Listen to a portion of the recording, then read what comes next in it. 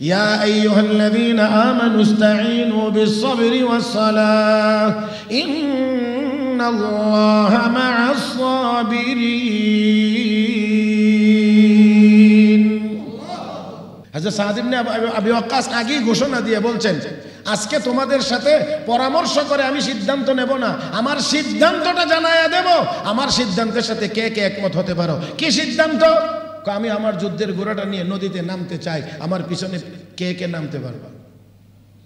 হযরত সাদ ইবনে আবি ওয়াক্কাসকে জিজ্ঞাসা করা হয়েছিল, এত সাহস আপনি কেমন করে করলেন? 30,000 মানুষ নিয়ে নদীতে ঝাঁপ দিবেন এই ঘোড়া সহকারে, এই সাহস আপনার কেমন করে হলো?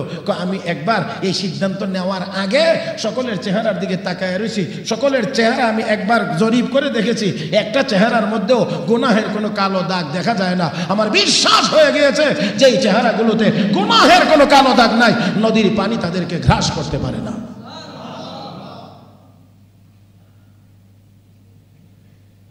নামছেন যুদ্ধের ঘোড়া, পানিতে নামলে ঘোড়া সাঁতার কাটার কথা, কিন্তু সৈনিকরা বলেন আমরা অনুভব করছি আমাদের যুদ্ধের ঘোড়া পাকা রাস্তার উপর দিয়ে খটখট শব্দ করে দৌড়াইতে আছে। আলহামদুলিল্লাহ নাহমাদুহু ওয়া নাস্তাঈনুহু ওয়া নাস্তাগফিরুহু ওয়া নু'মিনু বিহি ওয়া নাতাওয়াক্কালু আলাইহি ونعوذ بالله من شرور أنفسنا ومن سيئات أعمالنا من يهده الله فلا مضل له ومن يضلله فلا هادي له ونشهد أن لا إله إلا الله وحده لا شريك له ونشهد أن سيدنا وسندنا وحبيبنا ومولانا محمدا عبده ورسوله صلى الله تعالى عليه وعلى آله وأصحابه وبارك وسلم تسليما كثيرا.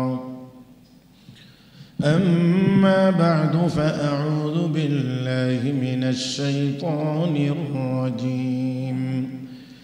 بسم الله الرحمن الرحيم. لئن شكرتم لأزيدنكم ولئن كفرتم إن عذابي لشديد. آمنت بالله صدق الله مولانا العظيم وصدق رسوله النبي الأمي الكريم ونحن على ذلك لمن الشاهدين والشاكرين والحمد لله رب العالمين. اللهم صل على محمد وعلى آل محمد كما صليت على إبراهيم وعلى آل إبراهيم إنك حميد مجيد. اللهم بارك على محمد وعلى آل محمد كما باركت على إبراهيم وعلى آل إبراهيم إنك حميد مجيد. محترم মুসল্লিয়ান کرام, আল্লাহ রাব্বুল আলামিনের দরবারে শুকরিয়া আদায় করছি যিনি আমাদেরকে অত্যন্ত দয়া করে মায়া করে মেহেরবানি করে পবিত্র জুমার দিনে জুমার নামাজ আদায়ের উদ্দেশ্যে মসজিদে আসার বসার তৌফিক দান করেছেন। মহব্বতের সাথে সবাই উচ্চ আওয়াজে পড়ি আলহামদুলিল্লাহ। আমরা দিন রাত 24 ঘন্টা আল্লাহ রাব্বুল আলামিনের অসংখ্য অগণিত নিয়ামতের ভিতরে ডুবে আছি। আল্লাহ রাব্বুল আলামিনের নিয়ামত যদি চলমান না থাকে তাহলে আমাদের কাহারও পক্ষে বেঁচে থাকাই সম্ভব না। একটি মাছ যেমন সবসময় পানির ভিতরে ডুবন্ত থাকে, আমরা মানুষ আল্লাহ রাব্বুল আলামিনের নিয়ামতের ভিতরে ডুবন্ত আছি। যা কিছু আমরা উপভোগ করছি এই দুনিয়াতে সবগুলো একমাত্র কে দিয়েছেন? একমাত্র আল্লাহ। আল্লাহ রাব্বুল আলামিন এই নাজ ও নিয়ামত দেওয়ার পরে আল্লাহর ঘোষণা হলো, আল্লাহ ডেকে ডেকে বলেন, যেমন আমরা কোনো কিছু হইলে জরুরি কোনো কিছু যদি হয় তাহলে আমরা মাইকিং করে একটি জরুরি ঘোষণা, একটি জরুরি ঘোষণা, এরকম আমরা ঘোষণা করাই, মাইকিং হয়। তো আল্লাহ রাব্বুল আলামিন যেন এমনভাবে ঘোষণা করছেন, ওয়াইয তাআযানা রাব্বুকুম, আল্লাহ রাব্বুল আলামিনের পক্ষ থেকে ঘোষণা, আল্লাহ ঘোষণা দিচ্ছেন কি? লা ইন শাকারতুম লা আযীদান্নাকুম, যদি আমার নিয়ামত পেয়ে তোমরা শুকরিয়া আদায় করো, কৃতজ্ঞ হও, তাহলে আল্লাহর ঘোষণা লা আযীদান্নাকুম, অবশ্যই অবশ্যই আমি আল্লাহ তোমাদেরকে নিয়ামত আরো বাড়াইয়া দেব। তো আল্লাহ যা বলেন, ওয়া কানা ওয়াদাম মাফউলা, আল্লাহ যা ওয়াদা করেন তা অবশ্যই বাস্তবায়িত হয়। আল্লাহর ওয়াদা আর বাস্তবায়নের মধ্যে কোনো রকমের ব্যবধান নেই। তো আল্লাহ রাব্বুল আলামিনের ঘোষণা হলো, নিয়ামত পেয়েছো শুকরিয়া আদায় করো, আমি আল্লাহ অবশ্যই অবশ্যই, আল্লাহ দুইবার গুরুত্ব সহকারে বলেছেন, অবশ্যই অবশ্যই আমি আল্লাহ নিয়ামত আরো বাড়িয়ে দেব। তাহলে নিয়ামত দিয়েছেন যিনি, বাড়িয়েও দিবেন তিনি। মাঝখানে কি? বান্দার শুকরিয়া বা কৃতজ্ঞতা। এই জন্য আমি একটি কথা অনেকবার আপনাদের খেদমতে বলেছি, মাখলুকের কাছ থেকে খালেকের নেওয়ার মতো কিছু নাই, সৃষ্টির কাছ থেকে স্রষ্টার নেওয়ার মতো কিছু নাই। সৃষ্টিকে সবসময় স্রষ্টা দিয়েছেন, দিতেছেন, দিতে থাকবেন। স্রষ্টা সৃষ্টির কাছ থেকে নিবার মতো কিছু নাই। এই জন্যে সাইয়েদনা দাউদ আলাইহিস সালাতু ওয়াস সালামকে আল্লাহ বলছিলেন, দাউদ নিয়ামত তো অনেক পাইলা, শুকরিয়া আদায় করো। আল্লাহ কি দিয়ে শুকরিয়া আদায় করো? জবান দিয়ে। আল্লাহ জবানটাও তো তোমারই দেওয়া, আমার কি আছে? আমি কি দিয়ে শুকরিয়া আদায় করব? জবানও তো তোমার দেওয়া নিয়ামত। কার? জবানটাও তো আল্লাহর দেওয়া নিয়ামত, এটা তো তোমার, আমার কোথায়? তাহলে আমার যদি কিছুই নাই তো আমি আর আল্লাহকে দেব কি? যা আছে আমার আপনার দেহে, এটাও কার দেওয়া? সব আল্লাহর দেওয়া। আলাম নাজআল লাহু আইনাইন ওয়া লিসানান ওয়া শাফাতাইন, চোখ দেই নাই? আমি কি আল্লাহ তোদেরকে ঠোঁট দেই নাই? আমি কি একটা জিহ্বা দেই নাই? তো আল্লাহ প্রশ্ন করেন, স্মরণ করায় দেন আর কি, যে এই সবগুলো আমার দেওয়া, এই সবগুলো আমার দেওয়া। তো আল্লাহকে আমরা আর কি দেব? কিন্তু আল্লাহ বড় দয়ালু। আল্লাহকে তুই পাইবে কোত্থেকে? তোর তো কিছুই নেই, তুইই তোর না। তুই অনস্তিত্বে ছিলে, আমি তোরে অস্তিত্বে আনলাম। তুই ছিলে না, আমি তোরে বানাইলাম। তুই আমাকে দিবি কি? আমার দেওয়া নিয়ামত পাইয়া আমার দেওয়া আরেক নিয়ামত জবান ব্যবহার করে আলহামদুলিল্লাহ বলো পয়গম্বর, আমি আল্লাহ খুশি হয়ে যাব। তো নিয়ামত দেওয়ার মালিক, আবার ছিনায়া নেওয়ার মালিক। যেমন দিতে পারেন তেমন নিতেও পারেন। বেশি পরিমাণে দিলে তাকে যেমন জিজ্ঞাসা করার কেউ নাই, ছিনায়া নিয়ে গেলেও প্রশ্ন করার অধিকার কাহারও। আল্লাহ রাব্বুল আলামিন বলেন, লা ইন শাকারতুম লা আযীদান্নাকুম, নিয়ামত পায়া যদি শুকরিয়া আদায় করো, নিয়ামত আমি আল্লাহ আরো বাড়িয়ে দেব। একটা গুরুত্বপূর্ণ কথা আপনাদের স্মরণ রাখা সকলের প্রয়োজন। আমরা যদি চাই যে আমাদের আমলের পরিমাণ আরো বাড়ুক, চাই আমরা সবাই আমাদের নেক আমলের পরিমাণ আরো বাড়ুক, এটাকে আমরা সবাই চাই। যদি চাই তাহলে উলামায়ে কেরাম আয়াতে কারিমার আলোকে লেখেন কাজ দুইটা। এক নাম্বার কাজ হলো যতটুকু নেক আমল আমরা করতে পারি, যতটুকু, ছোট হোক বড় হোক মাঝারি হোক, যতটুকুই হোক, একবার সুবহানাল্লাহ যদি বলতে পারি, একটা খেজুর পরিমাণও যদি আল্লাহর রাস্তায় দান করতে পারি, 2 রাকাত নামাজ যদি পড়তে পারি, তাহলে এটার উপরে যেন আমাদের ভিতরে কোনো অহংকার সৃষ্টি না হয়, বরঞ্চ যতটুকু নিয়ামত, যতটুকু ইবাদত করতে পেরেছি এর উপরে যেন আল্লাহর শুকরিয়া আদায় হয়, যেন আল্লাহর শুকরিয়া আদায় হয় যে আল্লাহ দয়া করে তুমি সুযোগ দিছো, এই জন্য আমি এতটুকু নেক আমল করতে পেরেছি, এই জন্য তোমার দরবারে শুকরিয়া, তোমার দরবারে কৃতজ্ঞতা প্রকাশ করছি। তাহলে নিয়ামত পাওয়ার পরে শুকরিয়া আদায় করলে আল্লাহর ওয়াদা, আল্লাহ নিয়ামত আরো বাড়াইয়া দিবেন। তো 2 রাকাত নামাজ পড়তে পারা এটাও তো আল্লাহর পক্ষতে এক বিশাল বড় নিয়ামত। এই যে কিছুক্ষণ সময়ের জন্য আমরা মসজিদে আসলাম, আসার এই সুযোগ তৌফিক আল্লাহ দিয়েছেন, এটা আমার আপনার জন্য বড় নিয়ামত। আমরা এখানে যেরকম মানুষ বসা, এখনো বহু মানুষ চায়ের দোকানে বসে বসে গল্প করতে আছে, কেউ টেলিভিশন দেখতে আছে, কেউ আরো অন্যান্য গুনাহের কাজে লিপ্ত আছে।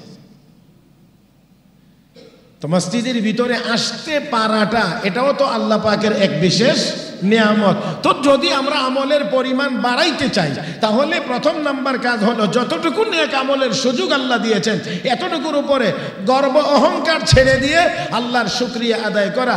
2 নাম্বার হলো যতটুকু পরিমাণ ত্রুটি বিচ্যুতি আমাদের হয়ে গেছে, এই ত্রুটি বিচ্যুতির জন্য আল্লাহর কাছে ক্ষমা চাওয়া, ইস্তেগফার করা।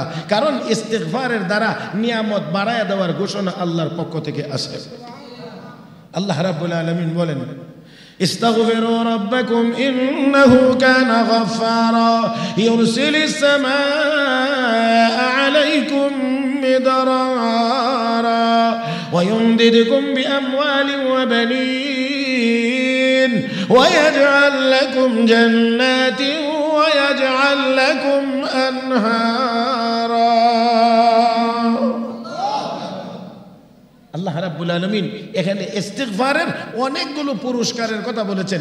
এর মধ্যে একটা পুরস্কার হলো ওয়ায়ুমদিদকুম বিআমওয়ালি ওয়া বানিন, আল্লাহ তোমাদেরকে সম্পদ এবং সন্তান দিয়ে সাহায্য করবেন। তার মানে হলো আল্লাহ রাব্বুল আলামিন তোমাদের জানে মালে বরকত দান করবেন, বাড়ায়া দিবেন যদি আল্লাহর দরবারে ইস্তেগফার করা হয়। তাহলে যতটুকু নেক আমল করতে পেরেছি ততটুকুর উপরে শুকরিয়া আদায় করা, যতটুকু ত্রুটি বিচ্যুতি হয়ে গেছে এটার জন্য বেপরোয়া না হয়ে আল্লাহর কাছে ক্ষমা চেয়ে নেওয়া। কয় কাজ? 2 কাজ। ত্রুটি বিচ্যুতি হয়ে গেছে, আল্লাহ মাফ করে দাও, আল্লাহ মাফ করে দাও, মাফ চেয়ে নেওয়া। আর যতটুকু করতে পেরেছি আল্লাহ আলহামদুলিল্লাহ, আল্লাহ তোমার শুকরিয়া, তুমি এতটুকু নেক আমল করার সুযোগ দিয়েছ, তুমি এতটুকু সুযোগ দিয়েছ। লক্ষ্য করার বিষয়, আল্লাহর তৌফিক যদি শামিল হাল না হয় নেক আমল করা তো সম্ভব না। আল্লাহর নবী আবু জাহেলের কাছে সবচেয়ে বেশি কালেমার দাওয়াত নিয়ে গেছেন, সবচেয়ে বেশি মুজিজা, নবীর মুজিজা সবচেয়ে বেশি দেখছে আবু জাহেল। কিন্তু যত দেখছে তত বাঁকা হয়েছে, যত দেখছে তত বাঁকা হয়েছে। এটা কেমন ভাবে আল্লাহ বলছেন খাতামাল্লাহু আলা কুলুবিহিম, কলবের ভিতরে আমি আল্লাহ মোহর লাগাইয়া দিছি। এটা সোজা, এটা সোজা হবে না। নবী যত বেশি গেছে জানায়া দিবেন আল্লাহ, ইন্নাল্লাযীনা কাফারু সাওয়াউন আলাইহিম আনযারতাহুম আম লাম তুনযিরহুম লা ইউমিনুন। হাবিব, তাদের কাছে জান আর না জান, সতর্ক করেন আর না করেন সমান, লা ইউমিনুন, ঈমান আনবে না। তারপরে নবী গেছেন। তো এখন প্রশ্ন হলো, আল্লাহ জানায়া দিয়েছেন আবু জাহেল আবু লাহাব, এই ইন্নাল্লাযীনা কাফারু, নিশ্চয় যারা কাফের কুফরি করেছে। এই আয়াতের এই অংশের পরে আল্লামা হাফেজ জালালউদ্দিন সুয়ুতি তার তাফসীরে জালালাইনের মধ্যে লিখেছেন কাবি জাহলিন ওয়া আবি লাহাবিন, যেমন আবু জাহেল আবু লাহাব তারা ঈমান আনবেন আল্লাহ জানায়া দিয়েছে। কিন্তু তারপরে নবী বারবার 100 বার না 200 বার না, হাজার বার গেছে। এটা হাজার বরাবর সংখ্যার হাজার না, মানে অনেকবার গেছে, অনেক। কিন্তু যত বেশি গেছে আবু জাহেল তত বেশি শক্ত হয়েছে, বাঁকা হয়েছে। তো নবী তারপরেও আল্লাহ জানায় দেওয়ার পরে কেন গেলেন? হাকিমুল উম্মত মুজাদ্দিদ মিল্লাত হযরত আকদাস মাওলানা আশরাফ আলী থানভী রাহমাতুল্লাহ আলাইহি তাফসীরে বায়ানুল কোরআনের ভিতরে বড় চমৎকার জবাব দিয়েছেন। তিনি বলেছেন, দ্বীনের দাওয়াত যদি কেউ কাউকে দেয়, যাকে দাওয়াত দেওয়া হলো সে গ্রহণ করুক আর না করুক, মানুক বা না মানুক, যিনি দাওয়াত দিবেন দিতে থাকবেন, দাওয়াত দেওয়ার কারণে আল্লাহ তার মর্যাদা বাড়াইতে থাকবেন। ভালো কথা কাউকে বলছেন, কাউকে নামাজের কথা বলছেন, ভাই চলেন নামাজে যাই, সে নামাজে আসে না। আপনি আবার বলছেন ভাই চলেন নামাজে যাই, নামাজে আসে না। 1 মাস বলছেন নামাজে আসে না, 2 মাস বলছেন নামাজে আসে না। সে নামাজে আসুক আর নাই আসুক, আপনার নামাজের দাওয়াত দেওয়ার দ্বারা আল্লাহ আপনার আমলনামায় সওয়াব দিতেই থাকবেন। এই জন্য আবু জাহেল ঈমান আনবে না নবী জানার পরেও আবু জাহেলের কাছে বারবার নবী কালেমার দাওয়াত নিয়ে গিয়েছেন। এই উলামা একরামের মধ্যে ওই নবীওয়ালা এই বৈশিষ্ট্য। এই জন্যে নামাজ পড়ে না, রোজা রাখে না, তারপরেও তার কাছে বারবার গিয়ে বলে, তার কাছে গিয়ে বলে ভাই নামাজে আসেন, নামাজে আসেন, রোজা রাখেন, নেক আমল করেন। কারণ মানুক আর না মানুক, বলার দ্বারা যিনি বলবেন তার ফজিলত, তার সম্মান, তার মর্যাদা আল্লাহর দরবারে বাড়তে থাকবে। তো যাই হোক, আসুন আল্লাহ রাব্বুল আলামিনের যদি তৌফিক শামিল হাল না হয় তাহলে ওই ব্যক্তি নেক আমল করতেই পারে না, করতে পারবে না। রাহমাতুল লিল আলামিন আবু জাহেলের কাছে এতবার কালেমার দাওয়াত নিয়ে গেলেন, কিন্তু সে কালেমার দাওয়াত গ্রহণ করল না। আবু তালেবকে আল্লাহর নবী সর্বোচ্চ চেষ্টা করেছেন শুধু কালেমাটা পড়ানোর জন্য।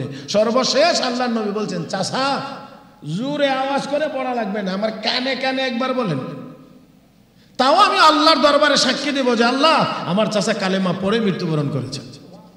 আমি সাক্ষী দেব, আমার কানে কানে শুধু বলেন। আবু তালেব কো ভাতিজা, যত কানে কানেই বলি, আমি ভালো করেই বিশ্বাস করি তোমার কালেমার একটা পাওয়ার আছে। আস্তে কোন সুবহানাল্লাহ। হাদিস শরীফে আছে আখিরি নবীর উম্মত জাহান্নামে গেলেও তার ঈমানের নূর কপালে চমকাইতে থাকবে। এই জায়গাটার মধ্যে আগুনেও ধরবে না। মুহতারাম হাজিরিন, তো দেখেন আবু তালেব তো তোমার কালেমার পাওয়ার আছে, যতই তোমার কানে কানে গোপনে এই কালেমা আমি পড়ে মৃত্যুবরণ করলেও মরার পরে আমার চেহারার মধ্যে ওই কালেমার নূর চমকায়া উঠবে, যা দেখে লোকেরা বুঝে ফেলবে আমি কালেমা পড়ে মুসলমান হয়ে দুনিয়া থেকে বিদায় হয়েছি। মানুষ বুঝে ফেলবে, তখনও আমাকে তারা লজ্জা দিবে যে সর্বশেষ বাপদাদার ধর্মটা ছেড়ে দিয়ে বাতিজার ধর্মটা গ্রহণ করে মারা গেছে। এই যে লোকেরা আমাকে তিরস্কার করবে, এটা আমার কাছে পছন্দ লাগছে না। এই জন্যে ইখতারতুন নার আলাল নার, এই লজ্জার উপরে আমি জাহান্নামকে গ্রহণ করে নিলাম। কালেমা পড়তে আল্লাহর নবীর চেহারাটা একটু মলিন, মনটা একটু খারাপ। এত সহযোগিতা করলো চাচা, সেই চাচা কালেমা পড়লো না, দুনিয়া থেকে বিদায় হয়ে গেল। আল্লাহর নবীকে আল্লাহ রাব্বুল আলামিন সান্ত্বনা দিয়ে কোরআনে আয়াত নাজিল করেছেন। আয়াত নাজিল করে নবীকে সান্ত্বনা দিয়ে বলেন, ইন্নাকা লা তাহদি মান আহবাবতা ওয়ালাকিন্নাল্লাহ ইয়াহদি মান ইয়াশা ওয়া হুয়া আ'লামু বিল মুহতাদিন।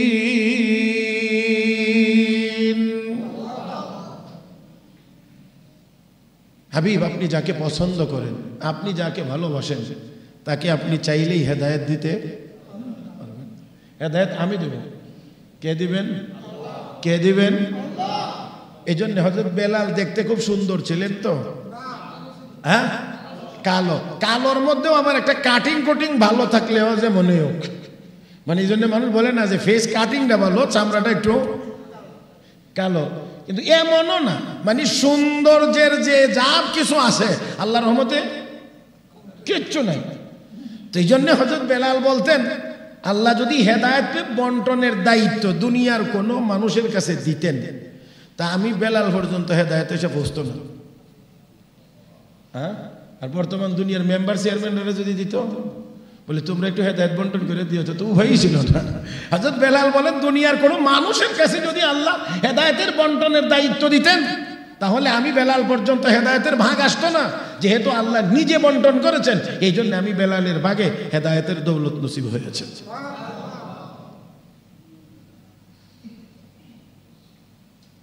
তো নবীকে আল্লাহ বলেন, হাবিব মন খারাপ করার কিছু নাই, আপনি চাইলেই, আপনি পছন্দ করলেই, আপনি ভালোবাসলেই কাউকে হেদায়েত দিতে পারবেন না। হেদায়েত দেওয়ার মালিক আল্লাহ, হেদায়েত দেওয়ার মালিক আল্লাহ। এই জন্যে হেদায়েত আল্লাহর কাছে চাওয়া। আল্লাহ আমাদেরকে এই শিক্ষা সূরা ফাতিহার ভিতরে দিয়েছেন। সূরা ফাতিহার ভিতরে প্রথম আয়াতগুলোর ভিতরে আল্লাহর গুণগান, আল্লাহর প্রশংসা, আল্লাহর বড়ত্ব এই ঘোষণা দেওয়ার পরে গিয়ে আমরা বলি কি ইহদিনাস সিরাতাল মুস্তাকিম, আল্লাহ আমাদেরকে সহজ সরল সঠিক পথ আমাদেরকে দেখাও। মানে যেই পথে গেলে আমরা কোথায় যাইতে পারবো? মাশাআল্লাহ বলেন দেখি, এই যেই পথে চললে আমাদের শেষ গন্তব্য হবে কোথায়? জান্নাত। এটার নাম সিরাতে মুস্তাকিম। আল্লাহ আমাদেরকে সেই পথ দেখাও। এই জন্য আল্লাহ আমাদেরকে দোয়াটা আগেই শিখাইয়া দিয়েছেন। এই দোয়াটা আমাদেরকে শিখাইয়া দিয়েছেন, ইহদিনাস সিরাতাল মুস্তাকিম। মুহতারাম হাজরিন, এখানে সূরাতুল ফাতিহা নামে আমরা যে সূরাটা তেলাওয়াত করি জানি, আল্লামা কাজী বাইজাবি রহমতুল্লাহি আলাইহি তাফসীরে বাইজাবি শরীফের ভিতরে এই সূরা ফাতিহার 14টা নাম তিনি উল্লেখ করেছেন। 14টা, কয়টা? 14টা নাম লিখেছেন সূরা ফাতিহা। এর মধ্যে একটা নাম হলো তালিমুল মাসআলা। এই সূরার এক নাম হলো তালিমুল মাসআলা, মানে চাইবার পদ্ধতি শিক্ষা দেওয়ার সূরা। এই সূরার ভিতরে আল্লাহর কাছে আমরা কেমনে চাইবো আর কি চাইবো এটা আল্লাহ আমাকে আপনাকে শিক্ষা দিয়েছেন। এই জন্য প্রথমেই চাই না দুনিয়াতে নেতা টেতা আইলে অনেকে মঞ্চে দাঁড়ায় আপনি আমাদের অমুক, আপনি আমাদের তমুক, আপনার বাবা ছিলেন অমুক, বিগত দিনগুলোতে আপনি এই করেছেন, এইবার এই করেছেন, সেই করেছেন, সর্বশেষ গিয়া আমরা রাস্তাটা ফাঁকা করে দেন। নাকি প্রথমেই আপনি আইসেন আপনার রাস্তাটা দিয়ে যান না, এর আগে কিছু বলতে হয়। তো এই শিক্ষাটা কিছু চাওয়ার আগে তার গুণগান গাইতে হয়, কিছু প্রশংসা করতে হয়। মুহতারাম হাজরিন, আল্লাহ রাব্বুল আলামিন আমাদেরকে এই সূরার ভিতরে চাওয়াটা শিক্ষা দিয়েছেন। প্রথমেই আল্লাহ বলেন আলহামদুলিল্লাহি রাব্বিল আলামিন, সমস্ত প্রশংসা কার? আল্লাহ। আর রহমানির রহিম,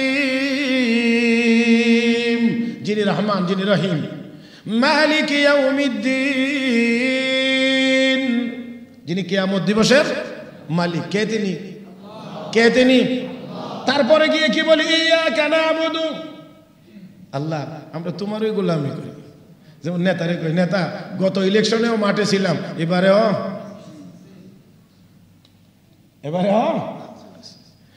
বান্দাকে আল্লাহ শিখায় ইয়াকা না'বুদু, আল্লাহ তোমার গোলামি করি, ওয়া ইয়াকা নাস্তাঈন, সাহায্য তোমার কাছেই চাই। এবার সবকিছু বলার পরে এবার মূল কথা হলো এই সূরা ফাতিহার ভিতরে মূল আয়াত, কেন্দ্রীয় আয়াতটা হলো ইহদিনাস সিরাতাল মুস্তাকিম, আল্লাহ আমাদেরকে সঠিক পথ দেখাও। এটা হলো এই সূরার মূল জায়গা এবং কেন্দ্রীয় আয়াতটা হলো এই আয়াত। মুহতারাম হাজরিন, এখানে অনেক কথা যাক, এজন্য এই সূরাটাকে আল্লাহ রাব্বুল আলামিন বড় পছন্দ করেন বলে আল্লাহ রাব্বুল আলামিন বলেন ইন্নী কাসামতু সালাতা বাইনি ওয়া বাইনা আবদি নিসফাইন। এই সূরা ফাতিহা আমি আর আমার বান্দার মধ্যে ভাগাভাগি করে নিয়েছি। বান্দা যখন বলে আলহামদুলিল্লাহি রাব্বিল আলামিন, আল্লাহ রাব্বুল আলামিন তখন জবাব দিয়ে বলেন হামিদানি আবদি, আমার বান্দা আমার প্রশংসা করেছে। আল্লাহু আকবার। তাহলে বোঝা গেল আমরা যে তিলাওয়াত করি শুধু তেলাওয়াত না, তেলাওয়াতের জবাব কে দেন? বান্দা যখন বলেন আর রহমানির রহিম, তখন আল্লাহ বলেন আসনা আলাইয়া আবদি, আমার বান্দা আমার গুণকীর্তন করেছে।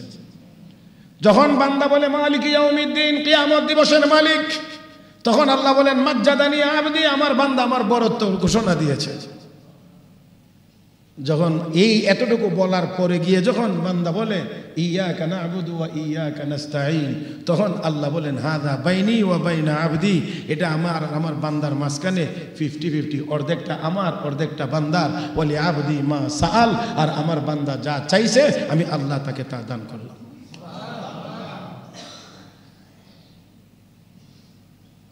আল্লাহ। মুহতারাম হাজরিন, তো দেখেন এই নামাজের ভিতরে কার সাথে কথা হয়? কথাটা কার সাথে হয়? আল্লাহর সাথে। এটা সবাই উপলব্ধি করতে পারে না, পারবেও না, কারণ এতটুকু উপরে যাওয়ার সুযোগ ক্ষমতা আমাদের এখনো হয় নাই। এটা এখনো হয় নাই। অনেকে উপলব্ধি করতে পারতেন। মুহতারাম হাজরিন, যাই হোক, আসুন বলছিলাম এটা অনেক উপরের জায়গা, অনেক ঊর্ধ্বের জায়গা, তবে আল্লাহ যেন আমাদেরকে সেই মাকামে পৌঁছায়া দেন। জোরে বলি আমিন। আল্লাহ বলছেন আমি জবাব দেই। শুধু তা না, মুফাসসিরিন ইকরাম আরো ছোট করে অনেকগুলো কথা লিখেছেন, অনেকগুলো কিভাবে কথা হয়, কিভাবে কথা হয়, শব্দে শব্দে আল্লাহ কি বলেন সেই কথাও মুফাসসিরিন ইকরাম তাফসীরের কিতাবের মধ্যে লিখেছেন। তো যাই হোক, আসুন বলছিলাম এই সূরা ফাতিহা এক নাম হলো তালিমুল মাসআলা, চাইবার পদ্ধতি শিক্ষা দেওয়া হয়েছে। কার কাছে চাইব? কি চাইব? ভুলে গেছেন কি চাইব? সূরা ফাতিহার ভিতরেই তো এতক্ষণ আলোচনা করলাম। কি চাইব? সিরাতে মুস্তাকিম, সিরাতে মুস্তাকিম, সহজ পথ, সোজা পথ, জান্নাতের পথ। এই জন্য এই সূরা ফাতিহা সব নামাজের সব রাকাতই তেলাওয়াত করতে হয়। হ্যাঁ আমার ভাইরা, আল্লাহ রাব্বুল আলামিন আমাকে আপনাকে সবাইকে আল্লাহর কাছে বেশি বেশি চাওয়ার তৌফিক দান করুন। চাইবার জায়গাটাও ভুলে গেছি। যার কাছে চাইলে বেজার হয় না, যার কাছে চাইলে রাগ করেন না, যার কাছে চাইলে তিনি দিলে তার ভান্ডার কমে না, সেই মালিকের কাছে চাই না, চাই এদিক ওদিক, চাই এদিক ওদিক। যে যতটুকু মালিকের কাছে যাইতে পেরেছে সে ততটুকু বেশি চেয়ে নিতে পেরেছে। তো দুনিয়াতেও আমরা দেখি যে নেতার যত বেশি কাছে থাকে সে তত বেশি নিয়ে নিতে পারে। অন্যরা বললে অল্প দেয়, কাছের লোক বললে বেশি দেয়। হযরত সাদ ইবনে আবি ওয়াক্কাস রাদিয়াল্লাহু তাআলা আনহু ৩০,০০০ সৈনিক নিয়ে ৩০,০০০ সৈনিক নিয়ে নদীর কিনারায় হাজির। নৌযান সব প্রত্যাহার করা হয়েছে। নদী পার হবেন কেমন করে? তিনি নির্দেশ দিলেন, সবাই ২ রাকাত নামাজ পড়ো। সবাই ২ রাকাত নামাজ পড়লেন। কারণ যে কোনো সমস্যার সম্মুখীন হলে সাহায্য চাইব কোথায়? কার কাছে? আল্লাহর কাছে। আর এই সাহায্য চাওয়ার মাধ্যম হলো নামাজ। আল্লাহ রাব্বুল আলামিন নির্দেশ দিয়ে বলেন, ইয়া আইয়ুহাল্লাযীনা আমানু ইসতাঈনু বিস-সাবরি ওয়াস-সালাহ ইন্নাল্লাহা মা'আস-সাবিরিন।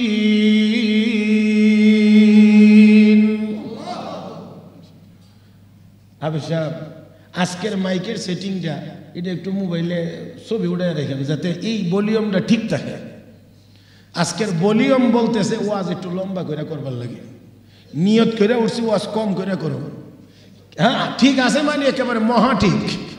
এই জন্য বলছি এটা ছবি উঠায় রেখেন কোন জায়গাতে কোনটা, যাতে কোনোদিন ব্যতিক্রম হলে এটা ঠিক করতে পারেন। এটা এত ঠিক হয়েছে আছে।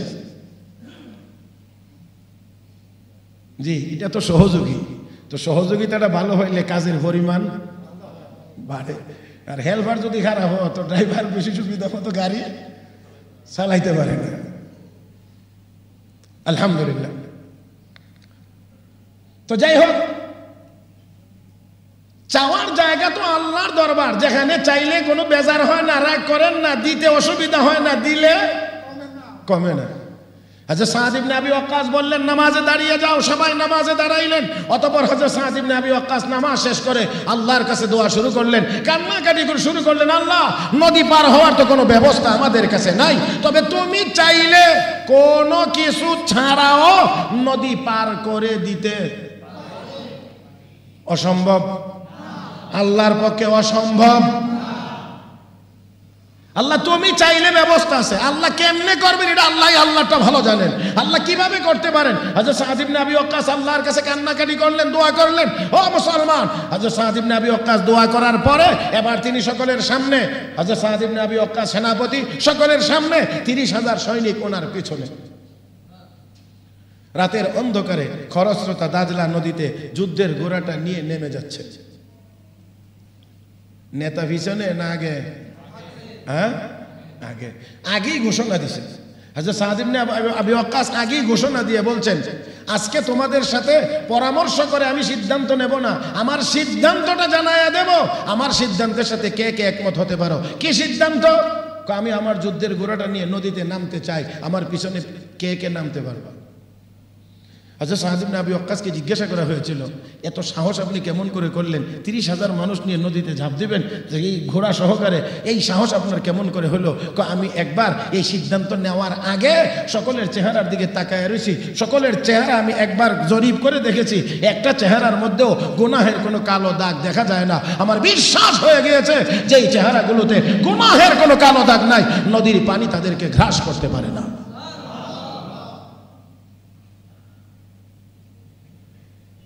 নামছেন যুদ্ধের ঘোড়া, পানিতে নামলে ঘোড়া সাঁতার কাটার কথা, কিন্তু সৈনিকরা বলেন আমরা অনুভব করছি আমাদের যুদ্ধের ঘোড়া পাকা রাস্তার উপর দিয়ে খটখট শব্দ করে দৌড়াইতে আছে।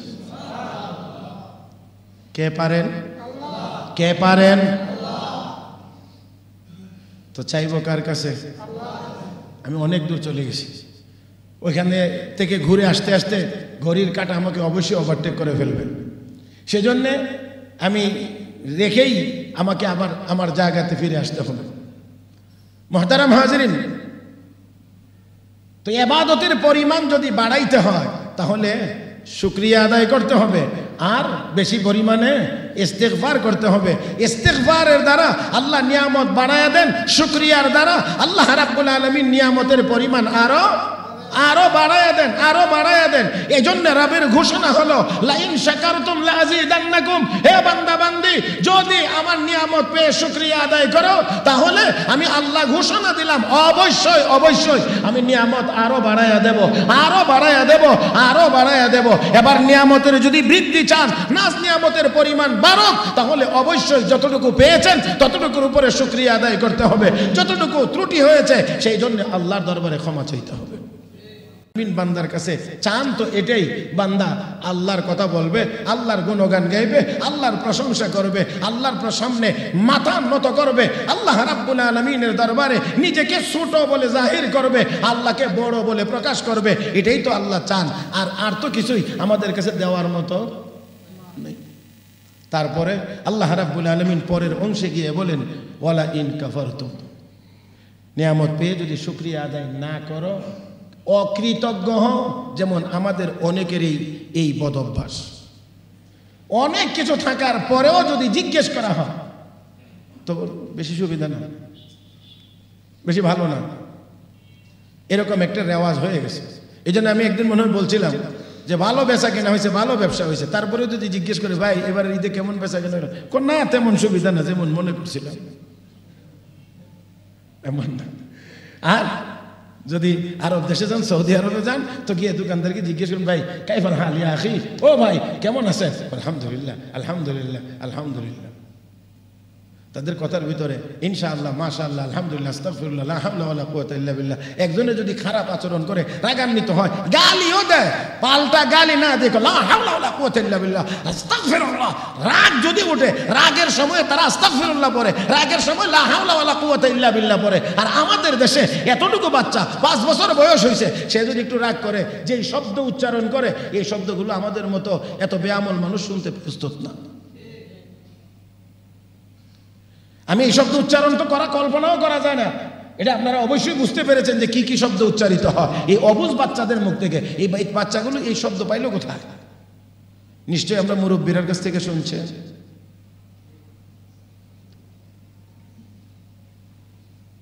আল্লাহ আমাদেরকে হেদায়েত দান করুন। জন্য অনেক আগে মনে হয় বলছিলাম যে শুক্রবার জুমার নামাজ পড়ে টেলিভিশনের সামনে গিয়ে বসছে, তো এমন সময়ে ছবি চলতেছে, দেখতেছে, আর দরজায় এসে কে জানি নক করছে, আওয়াজ করছে, অমুক সাহেব বাড়িতে আছেন। সাহেব চিন্তা করে এই মুহূর্তে যদি যাই তাহলে এই দিক দিয়ে তো কিছু অংশ কাজা হয়ে যাবে। আমি কি বেশি খারাপ বলে ফেলছি মনে হইতেছে নাকি? কারণ এখানে এই দিকে গেলে এই দিকের কিছু অংশ ছুটে যাবে, কাজা হয়ে যাবে। এই জন্য অবুঝ বাচ্চাটাকে কাছে ডেকে এনে আস্তে আস্তে কানে কানে বলে দিচ্ছে, গেটে গিয়ে বলো আব্বু বাসায় নাই। কি শিখাইতেছে? তো দরজায় গেছে, ওই লোক জিজ্ঞেস করে তোমার আব্বু কোথায়? আব্বু বলছে আব্বু বাসায় নাই।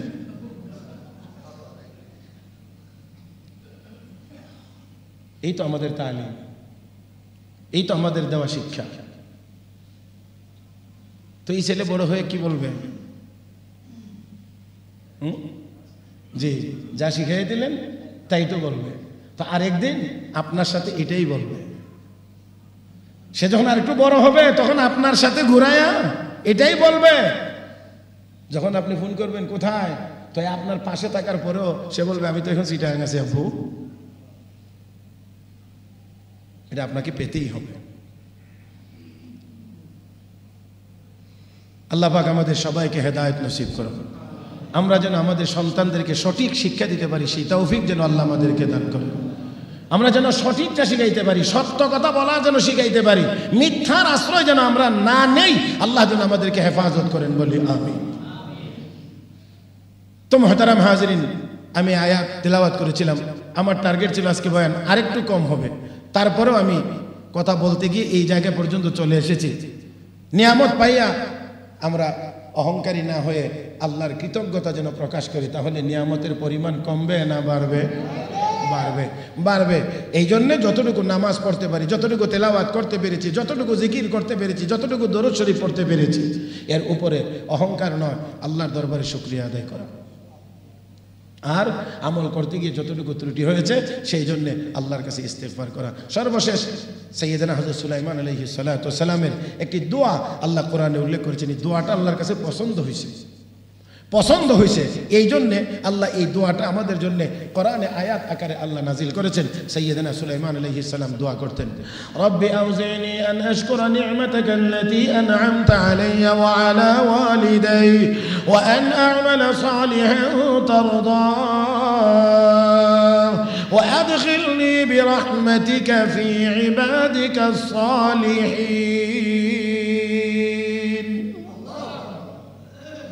আল্লাহ, আমাকে আমার পিতামাতাকে যে নিয়ামত দিয়েছ, এই নিয়ামতের শুকরিয়া আদায় করার তৌফিক আমাকে দাও। তাহলে শুকরিয়া আদায় করার জন্যও আল্লাহর কাছে তৌফিক কামনা করেছেন পয়গম্বর হওয়ার পরেও। আল্লাহ, আমাকে আমার পিতামাতাকে যে নিয়ামত দিয়েছ, নিয়ামতের শুকরিয়া আদায় করার তৌফিক দাও। আর ওয়া আন আ'মালা সালিহান তারদাহ, এমন নেক আমল করার তৌফিক দাও যেই নেক আমলের উপরে তুমি সন্তুষ্ট। ওয়া আদখিলনি বিরহমাতিকা ফি ইবাদিকাস সালিহিন, হে আল্লাহ, তোমার রহমতের দ্বারা আমাকে তোমার নেককার বান্দাদের অন্তর্ভুক্ত করে দাও, অর্থাৎ তোমার দয়ার মাধ্যমে আমাকে জান্নাতের মালিক বানায়া দাও। আল্লাহ রাব্বুল আলামিন আমাদের সবাইকে কৃত নেক আমলের উপরে আল্লাহ শুকরিয়া আদায় করার আর কৃত ত্রুটি বিচ্যুতির উপরে আল্লাহর কাছে ইস্তেগফার করার, বেশি বেশি ইস্তেগফার করার তৌফিক আমাদের সবাইকে দান করুন। আমিন ইয়া রাব্বাল আলামিন। সুবহানাকাল্লাহুম্মা বিহামদিক আশহাদু আল লা ইলাহা ইল্লা আনতা আস্তাগফিরুকা ওয়া আতুবু ইলাইক ওয়া আখিরু দাওয়ানা আনিল হামদুলিল্লাহি রাব্বিল আলামিন।